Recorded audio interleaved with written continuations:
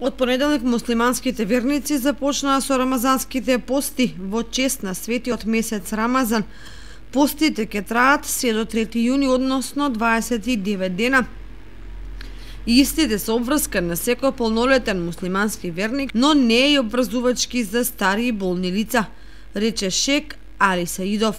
Постоењето е морален чин на секој муслиман да држи пост. Од друга страна, постоењето важи од 7 години нагоре. Тоа значи дека тоа зависи од здравјето на човекот.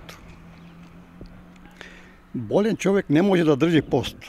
Човек со притисок, со срцеви мани, кој е зависник од лапчење, односно кој има редовна терапија. Во текот на месецот Рамазан муслиманските верници секој ден ја посетуваат џамијата и се молат, а се дели и вечера за верниците, додаде Саидов. Секој вечер се оди на џамија, се клања 5 времеја, тоа 5 пакет намаз, ние што кажуваме муслиманите, 5 пати дневно се клања. Имаме терави намаз вечерта, идат таму се дават јадење, пиење на посиромашните, тие што држат Рамазан.